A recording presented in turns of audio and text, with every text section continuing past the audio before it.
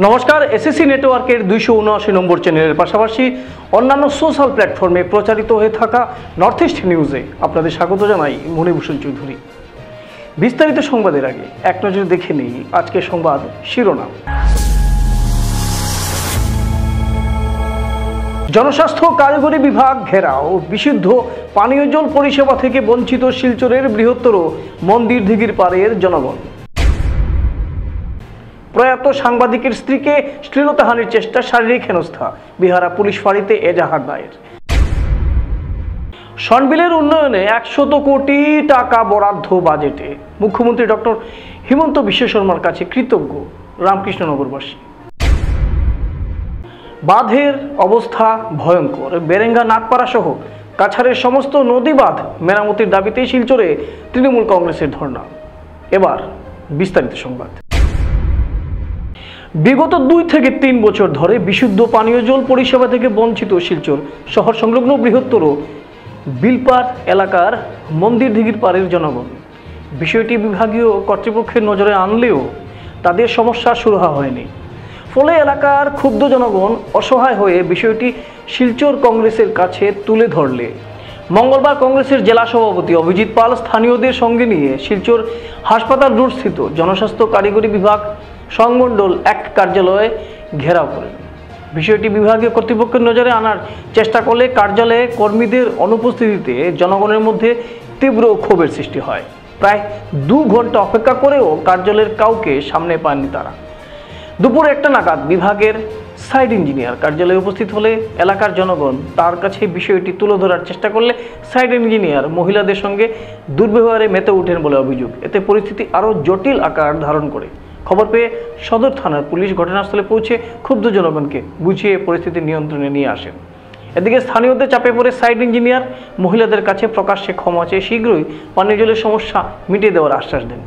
এর আগে শিলচরের মন্দির দিঘির পাড়ের মহিলা তাদের দুঃখ দুর্দশার কথা সংবাদ মাধ্যমের কাছে তুলে ধরে বিধায়ক দীপায়ন চক্রবর্তীর ভূমিকায় তীব্র ক্ষোভ প্রকাশ করেন।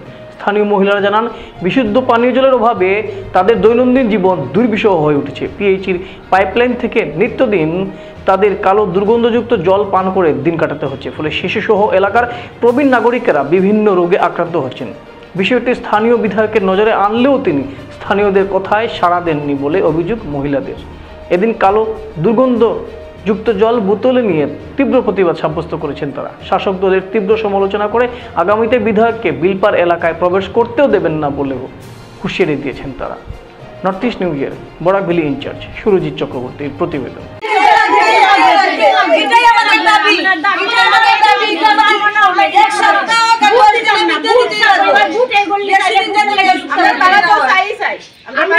ইলেকশনের সময় না বললে কেউ হতো না,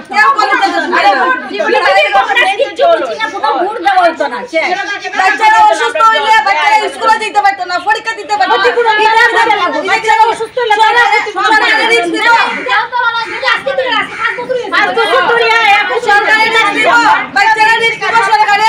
একটা মা বুঝে বাচ্চা যদি অসুস্থ হয়, একটা মা বুঝবো বাচ্চা কিতা, এটা সরকারে বুঝতো না, একটা মা বুঝবো বাচ্চা জলটা ব্যবহার খাওয়ার জল নিয়ে জলটা ছাড়া জল আমরা পয়সা দিয়ে কিনা খাইয়া ওইরকম কষ্ট করতে লাগে। এরপরে গ্লাসের বোতল লাগে এই একটা জল নিয়ে আপনারা ঘরে গ্লাস ভরে জলটা খাইয়া দেখাইতে লাগবে। তারপরে আপনারা সব কিছু 10 নম্বর, বিশেষ করে 10 নম্বর ওয়ার্ডের জনগণ এবং আমাদের সঙ্গে 9 নম্বর ওয়ার্ডেরও জনগণ আমরা দীর্ঘদিন, বিশেষ করে 1টি বছর বিগত যে ফ্লাড হয়েছিল তারপর থেকে আমরা এইভাবে পানীয় জলের সমস্যা নিয়ে আমরা ভীষণ কষ্ট পেয়ে যাচ্ছি।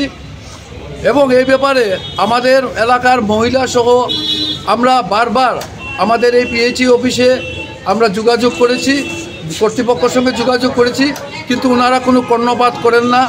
আমাদের এই আওয়াজ শুনে ওনারা আমাদের মধ্যে 2-1 বার একটু অতি সাধারণভাবে কন্ট্রাক্টরকে পাঠিয়ে দিয়ে আমাদের এই বৃহত্তর কাজটার সমাধান করার উদ্যোগ নেন। কিন্তু এইগুলো কন্ট্রাক্টর, এত বড় সমস্যা যদি কন্ট্রাক্টর দিয়ে হয়ে যেত তাহলে ইঞ্জিনিয়াররা কেন? এটা একটা 5,000-10,000 মানুষের সমস্যা, এটাকে এত হালকাভাবে ওনারা নিচ্ছেন। বারবার ওনাদের কাছে আসা হয় কিন্তু কোনোভাবে কর্ণপাত করেন না। তাই আজকে আমরা আবার এসেছি। আমরা প্রায় 11টার সময় এখানে এসেছি। 11টার থেকে এসে আমরা বসে আছি। কিন্তু এখন পর্যন্ত কোনো ঊর্ধ্বতন কর্তৃপক্ষ, কোনো সুপারিনটেন্ডেন্ট, কোনো এসি, কোনো ইঞ্জিনিয়ার এখানের মধ্যে, কোনো পদাধিকারী এখানের মধ্যে কোনো প্রেজেন্ট নেই। স্টাফরাও 12টার পর যে যখন মর্জি আমরা দেখছি বসে এখানে আসছে। বিলপার অঞ্চলে পদ্মনগর এরিয়াতে বিশুদ্ধ মানে পানীয় জলের অভাবে মানুষ আজকে প্রচুর, মানে এই বিলপার অঞ্চলের মানুষ অনেক দিন ধরে নরক যন্ত্রণায় ভুগছেন। কারণ প্রত্যেক মানুষে জলের আরেক নাম জীবন, সবাই বিশুদ্ধ পানীয় জল পান করার জন্য সবাই মানে চেষ্টা করে যান। কিন্তু আজকে এই বিলপার অঞ্চল শহরের বুকে, যেখানে ওনারা সময় মতো বেটারমেন্ট ট্যাক্স নেওয়া হয় মিউনিসিপ্যালিটি থেকে, কিন্তু আজকে দেখা যায় অনেক দিন ধরে ওনারা কালা জল, নালার নর্দমার জল সেই পিএইচির পাইপের দিকে যায়। সেই জল অনেক দিন ধরে ওনারা পান করে যাচ্ছেন, অনেক অসুস্থ হয়েছেন। অনেকের মানে বাজার থেকে মিনারেল ওয়াটার কিনে মানে করা হচ্ছে, পান করে যাচ্ছেন। আজকে আমরা বৃহত্তর বিলপারের মানুষ নিয়ে আমরা যখন পিএইচি অফিসে আসি, এসে আমরা প্রায় 12:30টার সময় অফিসে আসলাম, কিন্তু 12:30টার সময় এসে দেখা 11:30টার সময় এসে আমরা দেখলাম যে 5% অফিস স্টাফ এখানে উপস্থিত ছিলেন না। যাদেরকে আমরা জিজ্ঞেস করলাম, পিয়ন থেকে সুপারিনটেন্ডেন্ট ইঞ্জিনিয়ার পর্যন্ত প্রত্যেকে বলে সাইডে আছেন, তাহলে এই অফিসের কোনো প্রয়োজন নেই। ওনারা 11:30, 12টা, 12:30, 1টা এবং এটা জমিদারি পদ্ধতিতে ওনারা অফিসটা চালিয়ে যাচ্ছেন। আজকে যখন এখানে মানুষ আসলেন, প্রত্যেক জনসাধারণরা এসে যখন বিশুদ্ধ পানীয় জলের জন্য আজকে সরকার বড় বড় কথা বলে থাকেন, জল জীবন মিশনে আমরা চারদিকে কাটআউট দেখি, কিন্তু আজকের দিনে মানুষের আজকের দিনে 2025 ইংরেজিতে মানুষের বিশুদ্ধ পানীয় জলের অভাবে অনেকের মানুষ অসুস্থ হচ্ছেন, অনেক মানুষের অবস্থা খুব বিপন্ন। বিহারার প্রয়াত সাংবাদিক মণিশঙ্কর পুরকায়স্থের বিধবা স্ত্রী রুবি পুরকায়স্থের উপর বাড়ির সীমানা নিয়ে বিবাদের সূত্র ধরে আজ সকালে শারীরিক হেনস্থা সহ শ্লীলতাহানির চেষ্টা করেছে কতিপয় ব্যক্তি। রুবি পুরকায়স্থ এ ব্যাপারে বিহারা পুলিশ ফাঁড়িতে এজাহার দায়ের করে জানিয়েছেন, তার পাশের বাড়ির বিজয়ভূষণ দেব, দিলীপ দেব ওরফে পানু, রঞ্জিত দেবরা বাড়ির সীমানা সংক্রান্ত ব্যাপার নিয়ে সকাল 8টা নাগাদ দলবদ্ধভাবে ঘরে ঢুকে তাকে লাঠি দিয়ে মারপিট করে এবং শাড়ি ছিঁড়ে শ্লীলতাহানির চেষ্টা করে। রুবি পুরকায়স্থ এ ব্যাপারে বিহিত ব্যবস্থা নেওয়ার জন্য পুলিশ বিভাগ সহ সমগ্র সাংবাদিক গোষ্ঠীর কাছে কাতর আবেদন জানিয়েছেন। নর্থ ইস্ট নিউজ অপরপক্ষের সাথে যোগাযোগ করার প্রচেষ্টা করেছে, কিন্তু দুর্ভাগ্যবশত তাদের সাথে যোগাযোগ সম্ভব হয়নি। তাদের যদি কোনো মতামত থেকে থাকে অবশ্যই আমরা তাদের মতামত তুলে ধরব। নর্থ ইস্ট নিউজের নিজস্ব প্রতিবেদন। আমি রুবি পুরকায়স্থ, বিহারা পার্ট 2, আর আমি মণিশঙ্কর পুরকায়স্থ যে তার মিসেস। আজকে মণিশঙ্কর পুরকায়স্থ মারা গেছেন 3 বছর হয়েছে। তো আমার লাগা বাড়ি তারা আমার লগে অনবরত মানে করে, যার আমি কোনোদিনও করি না, আমার লগে অন্যরকম সম্পর্ক করার চেষ্টা করে। আমি পাত্তা দিলাম না। আজকে আমি সকালে স্কুলে যাইতাম, বাইরে হইছি, সকাল টাইমে যাইতাম, বাইরে হইতাম, তারা এর আগের থেকে লাঠি উঠি নিয়ে আমার বোর্ডের সামনে তারা করা। তারা আমি যেই বাইরে হইতাম, তারার 3 নম্বর রঞ্জিত দাস আমারে লাঠি দিয়া মারতে আইসুন, মারিয়া আমার হাতের মানে হাতে এখানে মারছেন, মারিয়া এরপরে আমার খাপড় উপর টানিয়ে উনিয়ে সিরিয়া ছুটাইয়া, এরপরে আমি চিৎকার দিয়েছি। আমার 2টা, একটা ছেলে একটা মেয়ে বাইরে হয়েছে, তারা দৌড়ে বাইরে হয়েছে। এরপরে মানুষ হয়তো দেখা তারা সরিয়া গেছে কি আমার করে, আমার চিৎকারের লোকেই তারা সরিয়ে গেছে, বুঝছেন। আজকে আমি পরে সকালে আমি আর কেউ খাতে না গিয়ে আমি আইছি না, তাই আমি তারা করছি।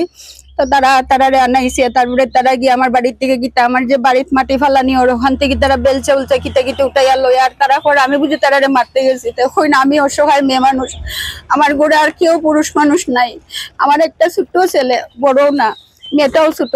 আমি তারার লগে মাইর করার তো দূরের কথা, তারার লগে আমার এত সুসম্পর্ক আছে, কিন্তু আমার এই হাজবেন্ড মারা যাওয়ার পর থেকে তারা আমার লগে করার লেগিয়া তারা আমার লগে এখন সম্পর্ক করে। এখন আমি থানাতে এফআইআর দিছি। আমি দিছি দিলীপ দেব, বিজয়কান্তি দেব আর রঞ্জিত ভূষণ দেব। তারা তো আমার বহুত দিন আগে থেকে খুব প্রস্তাব দিছেন, দরজা খুলতাম রাত্রেবেলা, রাত 12টা 1টা 2টা আমার দরজা বাইরানির দরজা খুলতাম, দরজা খুলি না। আমি রাত্রের পর রাত্র না ঘুমাইয়া কাটাইছি। আর আজকে যেটা হয়েছে পুরা এক্সট্রিম, আমার আর থাকতে দিছেন না। আমি তো আমার আগের ঘরটা বহুত ভাঙ্গা ভাঙ্গা ছিল, এখন যে একটু গড়ে আছে, আমি এখন গড়ে থাকিয়ে ঘুমাই, কিন্তু গড়ে রাত্রেবেলা ঢিল মারইন, এরপরে গুলাইল দিয়া দেয় বানর মারা, আমার গড়ের সপ্তাহ ভাঙতে যায়। আমি অশান্তি পাইতাম, তারার কথায় আমি রাজি হয়ে যেতাম, তারার প্রস্তাবে আমি রাজি হইলাম না, দেখে আজকে আমার লগে এই সমস্ত চলে। আর আমাদের যে কুপ্রস্তাব দেয় নিয়োগ করেন রাত্রে 1:30, 2টায়, 12টায়, 1টায় ফোন করছুনি, তার রেকর্ডিং আমার কাছে আছে, রেকর্ডিং আমি রাখছি, বুঝছেন। আর এটার লেগে আমি সুবিচার চাইলাম, দেখুন আমার পিছনে ইয়ে নাই, তারার জনবল আছে, তাহার জোর আছে, সব দিক থেকে আছে, তারার দিকে মানুষ ইয়ে করে, কিন্তু আমার যদি আমি বিচারটা না পাইতে কিন্তু খুব কষ্ট পাইমু। আমি ইয়ের কাছে ইয়ে করলাম আমার সুবিচার দেওয়ার লেগে। সনবিল নিয়ে লাগাতার চেষ্টা চালানোয় চলতি বছর 25-26-এর বাজেটে 100 কোটি টাকা বরাদ্দ করেছেন মুখ্যমন্ত্রী ডক্টর হিমন্ত বিশ্ব শর্মা। প্রধানমন্ত্রী মৎস্য সম্পদ যোজনার অধীনে এই অর্থরাশি বরাদ্দ হয় সনবিলবাসীর দীর্ঘদিনের স্বপ্ন বাস্তবায়িত হতে চলেছে। কথাগুলি বলেন রাতাবাড়ির বিধায়ক বিজয় মালাকার। বলেন, সনবিল নিয়ে অনেক স্বপ্ন দেখিয়ে ভোট লুটেছে কংগ্রেস। মুখ্যমন্ত্রী ডক্টর হিমন্ত বিশ্ব শর্মা সনবিলে দাঁড়িয়ে বলেছিলেন তিনি এশিয়ার এই বৃহত্তম বিলের জন্য কিছু একটা করবেন। মুখ্যমন্ত্রী সেই প্রতিশ্রুতি রেখেছেন, এজন্য রামকৃষ্ণনগর বিধানসভার মানুষ কৃতজ্ঞ। নর্থ ইস্ট নিউজের প্রতিনিধি রাজুদের প্রতিবেদন।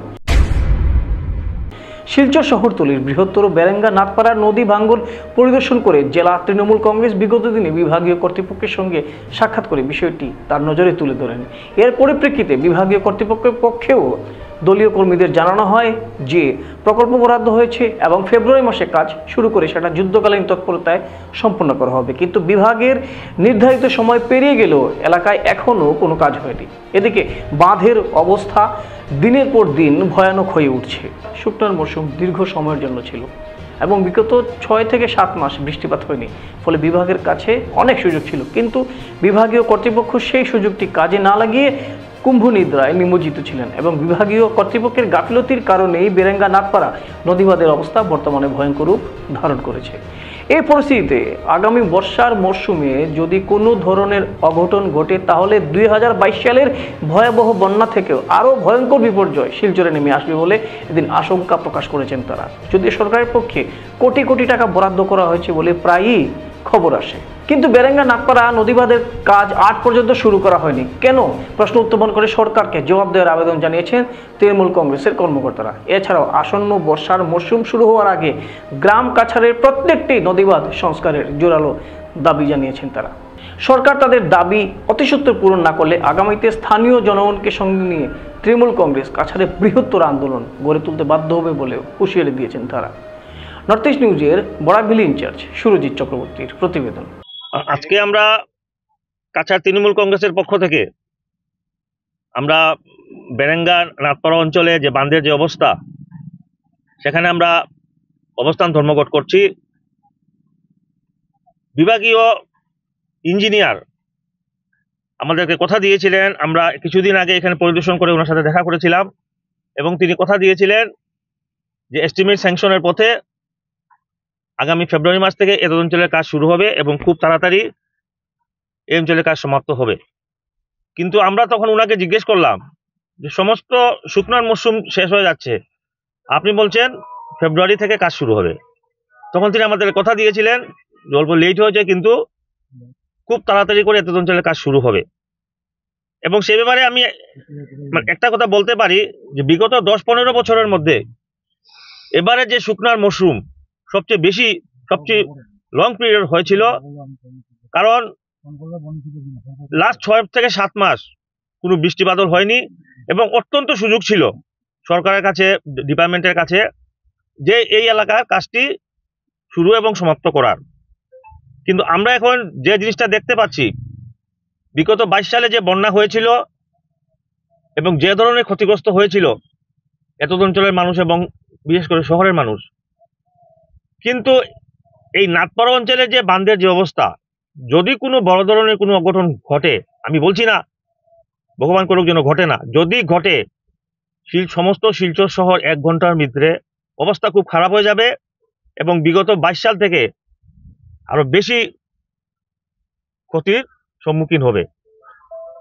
পেপার খুললে, মোবাইল খুললে বিভিন্ন নিউজে দেখা যায় আসাম সরকার 700 কোটি, 800 কোটি, 2000 কোটি, 3000 কোটি, 4000 কোটি, শুধু টাকা আর টাকা। কিন্তু আজকে পর্যন্ত এই নাথপাড়া অঞ্চলের বাঁধের স্যাংশন কেন করা হলো না এবং কেন কাজ শুরু হলো না তা আমরা জানতে চাই। এবং আমি প্রশাসনের কাছে, সরকারের কাছে অনুরোধ রাখছি যে অতি সত্বর এই অঞ্চলের কাজ শুরু করা হোক, যাতে করে মানুষ যেন আর কোনো বিপদের সম্মুখীন হন না। এবং আমি বিশেষ করে লোকাল এমএলএ, এমপি এবং বরাক ডেভেলপমেন্ট যিনি মিনিস্টার, ওনাকে অনুরোধ করছি যে অতি সত্বর নাথপাড়া এবং বিশেষ করে কাছাড় জেলার বিভিন্ন কাঠিগড়াতে আমরা দেখেছি, বরখলাতে আমরা দেখেছি বিভিন্ন বাঁধের মানে অবস্থা খুব খারাপ, সেই বাঁধগুলো যেন সংস্কার অতি সত্বর করা হয়। সোমবার সন্ধ্যায় গুয়াহাটির বশিষ্ঠ থানাধীন 6 মাইল এলাকা থেকে একটি মোটরবাইক চুরি হয়। মোটরবাইকটি ছিল অরুণাচল প্রদেশের এক যুবকের। তার নিকটাত্মীয়ের এক চিকিৎসার জন্য তিনি এসেছিলেন গুয়াহাটিতে। উদ্ধার হওয়া বাইকের নম্বর হচ্ছে AR01S8980। আর কিছু ঘন্টার মধ্যেই বাইকটি উদ্ধার করে বশিষ্ঠ থানাধীন পুলিশ। এ নিয়ে আশরাফ আলী নামে একজনকে গ্রেফতার করা হয়েছে। আশরাফের পিতা জাকির আলীকেও আটক করেছে বশিষ্ঠ থানার পুলিশ। সম্প্রতি অন্য এক কাণ্ডে গ্রেপ্তার হওয়া ফিরোজ কাজীর সাথে আশরাফের যোগাযোগ ছিল। আশরাফ এবং ফিরোজ অতীতে গুয়াহাটিতে বেশ কয়েকটি বাইক চুরির সাথে জড়িত ছিল। এই বাইক উদ্ধার হওয়া নিয়ে যুবক বশিষ্ঠ থানার পুলিশদের অনেক প্রশংসা করেছেন। বাইকটি বিদেশে চুরি হওয়ার পরিকল্পনা ছিল বলছেন পুলিশ আধিকারিক। পুলিশ চুরির গ্যাং থেকে আরেকটি চুরি যাওয়া বাইক উদ্ধার করেছে। এ নিয়ে পুলিশ আধিকারিক এবং অরুণাচল প্রদেশের সেই যুবক আকাশ দেবের প্রতিবেদনে কি বলছেন আসুন তা এক ঝলকে দেখি। চুৰি হৈছিলে ইতিমধ্যে আপোনালোকে ধৰিছে আৰু কিবা আপডেট কিবা আছে নেকি? যোৱাকালি আমি অলৰেডি আপোনালোকক জনাইছিলোঁ যে আমাৰ বাইকখন ৰিকভাৰ হৈছিলে আৰু লগত যিজন ব্যক্তি সোমাই পেলাই মানে একচুৱেলি চোৰটো কৰিছিলে আৰু গোটেই চোৰটোৰ আপোনালোকে যদি কয় গেং লিডাৰ সেই ফিৰোজে হয় কালি এৰেষ্ট কৰা। আৰু যিজন চোৰ ভিতৰত সোমাইছিলে ভিডিঅ'টোতো আপোনালোকে দেখিছিলে, সেইজনক কালি আমাৰ গোৱালপাৰা পুলিচৰ সহায়ত OC আগিয়াই আপোনাৰ বলবলা গোৱালপাৰাৰ পৰা এৰেষ্ট কৰিলে। তেওঁৰ নাম আশৰফ আলী আৰু তেওঁৰ লগতে তেওঁৰ দেউতাককো এৰেষ্ট কৰা হৈছে, কাৰণ এই বাইকখন নি পেলাই আপোনাৰ ঘৰত সোমাইছিলে 5 তাৰিখে আশৰফ আলী ইয়াত আপোনাৰ মেডি গেষ্ট হাউচত। তাৰ পৰা সোমাই লগত ফিৰোজো আছিলে, ফিৰোজক আকৌ তেওঁ বলবলাত হেণ্ড অভাৰ কৰিছে আৰু গোটেই মানে ডিলটোত তেখেতৰ দেউতাকৰো ইনভলভমেণ্ট পোৱা গ'ল। গতিকে তেওঁক কালি এৰেষ্ট কৰা হ'ল আৰু তেওঁৰ পৰা এখন ছাছপেক্টেড ষ্টলেন বাইকো পোৱা গৈছে, পালচাৰ এখন। আমি এতিয়া আৰু ইনভেষ্টিগেশ্যনটো অলমষ্ট কমপ্লিটেড হ'বগৈ। এইটো গেঙৰ 4জন এতিয়ালৈকে এৰেষ্ট কৰা। আশৰফৰ দেউতাকৰ নামটো কি? জাকিৰ। গুৱাহাটীলৈ কেনেকৈ আহিছিল বা ইয়াতে ফিৰোজৰ লগত আহিছিলে, চুৰিৰ কাৰণে আহিছিলে। মানে আশৰফ ঘৰটোৰ ভিতৰত সোমাইছে আৰু ফিৰোজ অলপ দূৰত। এতিয়ালৈকে যিটো আমি ষ্টেটমেণ্ট পাইছোঁ সেইখিনি আমি আকৌ ইনভেষ্টিগেশ্যনত ভালদৰে চাব লাগিব। সেইখিনি আমি এতিয়া আমি ডিছক্ল'জ কৰিব বিচৰাও নাই গোটেই প্ৰচিডিউৰটো। আৰু গেং লিডাৰ ফিৰোজৰ আগতেও কেছ হৈছে বাইকৰ, আৰু ফিৰোজে একচুৱেলি বাইকটো কি কৰে, ষ্টলেন বাইক লৈ তেওঁ মানে বহিৰাষ্ট্ৰ বা বহিৰাজ্যলৈ ইলিগেলি ট্ৰান্সপৰ্ট কৰে। আৰু আশৰফৰ কেনেকুৱা ধৰণৰ ইয়াত ৰোল? আশৰফ চোৰটো মানে চোৰটো গোটেইকেইজনে যিহেতু চোৰ হয়, কিন্তু আশৰফে ফিজিকেলি ঘৰটোৰ ভিতৰত সোমাইছিলে। আগতে চোৰ হোৱা কিছু বাইক তেওঁলোকৰ পৰা পাব পাৰি নেকি? এতিয়ালৈকে এখন পোৱা গৈছে আৰু মানে 2খনটো ৰিকভাৰ হৈছে গোটেই কেছটোত, আৰু ইনভেষ্টিগেশ্যন চলি থাকিব। ৰিমাণ্ডত কেইদিন ৰাখিব? ৰিমাণ্ডত এতিয়া আমি কোৰ্টত আজি কৰা হ'ব, তাৰপাছতে হ'ব। আৰু কিবা কৈছে আহিছে নেকি আপোনাৰ ইনভেষ্টিগেশ্যনৰ নহয়? এইটো আপোনাৰ এতিয়ালৈকে আমি জনাত ধৰক মেঘালয় বা হয়তো মেঘালয়ৰ পৰা আগলৈ কিছুমান ৰাষ্ট্ৰলৈ আৰু তদন্ত চলিব পাৰে ছাৰ। তদন্ত মানে এইটো কেছততো এতিয়ালৈকে অলমষ্ট হৈয়ে গৈছে ইনভেষ্টিগেশ্যন। আৰু বাকীটো আমাৰ দেখিছে আপোনালোকে বাইক ৰিকভাৰ, আজিও যেন এখন বাইক আকৌ ৰিকভাৰ হৈছে দিছপুৰ কেছত চুৰি হোৱা। বশিষ্ঠ আৰক্ষীয়ে কৰিছে। লাষ্ট 1 মাহত আপুনি বশিষ্ঠৰ 2 মাহত অলমষ্ট এৰাউণ্ড 16খন বাইক ৰিকভাৰ হৈছে। আৰু এনেকুৱাও হয় নেকি বাংলাদেশৰ লগতো? ICU. So when I got up from ICU, we couldn't find my bike at parking place. और हमने बाइक को कहीं भी पार्क नहीं किया था। ये जो आप लोग जो GNCR का जो मेडिकल है ना, मेडिकल का ठीक 2 मीटर आधा मीटर में एक गाछी हुआ में, वहाँ में हमने अपना बाइक को पार्क किया था। बाइक करने के बाद बाइक लापता हो गया। 7 बजे का हमको मालूम चला, तो तुरंत हमने और मेरे कजिन ने हम लोग सीधा दिसपुर की पुलिस स्टेशन पे हम लोग कंप्लेन दर्ज किया। दर्ज करने के बाद मैं तो उम्मीद तो चोरी जाए कि बाइक मिलेगा, लेकिन all thanks to Assam police station, Assam police जो रिकवरी कर पाई। इतना कम बाइक मिला, आज ही मिला। कल रात को गायब हुआ और आज ही मिला। कल रात कितना बजे गायब? कल रात 7 बजे गायब हुआ। अब 5 से 7 बजे तक अंदर गायब हुआ। कौन सा पुलिस स्टेशन में FIR डाला? दिसपुर पुलिस स्टेशन में मिला है। हाँ, अभी वशिष्ठ में हमको, अभी हम मेडिकल में था, सुबह रात भर मैंने नहीं सोया। भाई गायब हो गया उसका अलग सा गम है, मेरी बहन बीमार है उसका अलग सा गम है। आपका घर जी मैं शिलोंग में पढ़ाई करता हूँ, अपना कॉलेज हुआ खत्म कर रहा हूँ अभी। फिलहाल तो मैं अरुणाचल में बैठता हूँ, लेकिन शिलोंग में पढ़ाई करता हूँ। मैं शिलोंग 9 तारीख को मैं शिलोंग से आया, 10 तारीख को मैं शिलोंग मेडिकल रात भर स्टे किया, फिर 10 तारीख को ये हादसा हो गया मेरा साथ, और 11 तारीख को असम पुलिस के बदौलत मेरा बाइक मेरे साथ आया। आपका नाम? দেশের প্রধানমন্ত্রীর স্বপ্নের জল জীবন মিশনকে বাস্তবায়িত করতে দরাজ হস্তে কোটি কোটি টাকা বরাদ্দ করলেও এই প্রকল্পটি আজও কাটিগড়ায় অধরা, যার ফলে কাটিগড়া বিধানসভা কেন্দ্রের কালাইন ও কাটিগড়া উভয় ব্লকে সারিবদ্ধভাবে পানীয় জল প্রকল্প থাকা সত্ত্বেও অধিকাংশ প্রকল্প থেকে পানীয় জল সরবরাহ না হয় প্রায় প্রতিদিন পুরুষ মহিলারা সম্মিলিতভাবে রাজপথে নেমে প্রতিবাদ করছেন। প্রতিবাদীদের কথায় জল জীবন মিশন প্রকল্পের অধীনে সরকার প্রতিটি ঘরে বিশুদ্ধ পানীয় জল পৌঁছে দেওয়ার প্রতিশ্রুতি দিলেও সেটার কতটুকু বাস্তবায়ন হচ্ছে এ নিয়ে প্রশ্ন কিন্তু থেকেই যাচ্ছে। হাতে গোনা প্রকল্প থেকে পানীয় জল সরবরাহ করলেও নিয়মিত 2-3 দিন পর পানীয় জল সরবরাহ করা হয়। এই শুকনোর মৌসুমে মাঝে মধ্যে পানীয় জল সরবরাহ করলে মানুষ বাঁচবে কি করে, প্রশ্ন তাদের অভিযোগ বছর দেড়েক 2 বছর আগে পাইপলাইন পোতে রাখলেও জল পৌঁছেনি গ্রামে। সচেতন নাগরিকদের কথায় এমনও প্রকল্প রয়েছে 2020-21, 2022-23, 2023-24 অর্থ বছরে জল জীবন মিশনের অধীনে লক্ষ লক্ষ টাকা সরকারের পক্ষ থেকে বরাদ্দ হয়ে আসলেও শুধুমাত্র পাইপলাইন বসিয়ে কেল্লাফতি। অধিকাংশ প্রকল্পের নির্মাণ কাজ অর্ধসমাপ্ত হয়ে মুখ থুবড়ে পড়ে রয়েছে। শীঘ্রই ঘরে ঘরে বিশুদ্ধ জল পৌঁছে দেওয়ার জন্য স্থানীয় বিধায়ক সহ জনস্বাস্থ্য কারিগরি বিভাগের মন্ত্রী কাছাড়ের জেলা আয়ুক্তের আশু হস্তক্ষেপ ও সুদৃষ্টি কামনা করেছেন সেই অঞ্চলের জনগণ। অন্যথায় পঞ্চায়েত নির্বাচনে গণদেবতারা উপযুক্ত জবাব দেবেন বলে পরিষ্কার ভাষায় সংবাদ মাধ্যমের সহায়তায় তারা জানিয়ে দিয়েছেন। নর্থ ইস্ট নিউজের প্রতিনিধি রাজুদের প্রতিবেদন।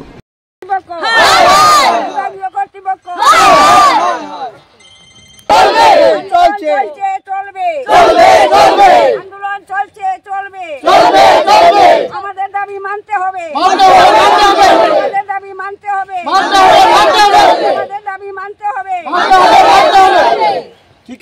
দীর্ঘদিন থেকে আমরা জলের সমস্যা করতাম, তদুপরিও আমরা কোনো কিছু অ্যাটাক করতাম না। আজকে নালা খালা সব দিক শুকাইয়া গেল, এত লম্বা খরাদের। আজকে দীর্ঘদিন থেকে আমরা জলের কোনো সুবিধা নাই, পাইপ বাই পাইপ তারা নিয়ে যায়, কন্ট্রাক্টর বাখে আমরা সঙ্গে কোনো যোগাযোগ করে না। পূর্ণা পাইপের সঙ্গে আমরা পশ্চিম দিকে 7-8 ফ্যামিলি আছে, তারার পূর্ণার পাইপ, এই পাইপ নিয়েও তারা কেরামতি মেরামতি করে। নতুন পাইপ এক জায়গাত আছে আর এক জায়গাত নাই। এখানে 50-60 ঘর ফ্যামিলি আছে, তারা হাউস কানেকশনের মধ্যে প্রায় 10-12 ফ্যামিলির হাউস কানেকশন হয়েছে, বাকি ফ্যামিলি তো আর কানেকশন নাই। আবার তারা দেখায় সরকার দে যে কাজ হ্যান্ড ওভার করছে।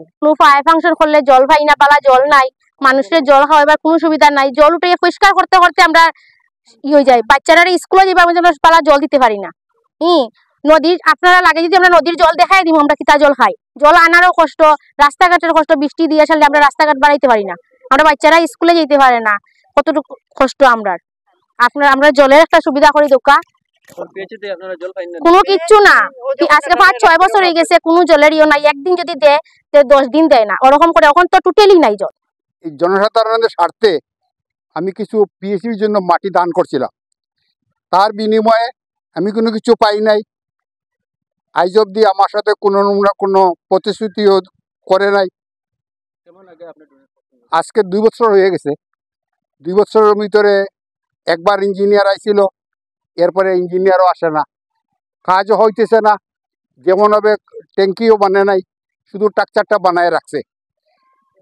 এই অঞ্চলে ক্যান্সার বেমারি প্রচুর লোক আছে, হার্টের বেমারি প্রচুর লোক আছে। এই জল খাইয়া গ্রামবাসী অত্যন্ত অসুখের মধ্যে তারা জীবন কাটাইতেছে, ভালো জল পাইতেছি না।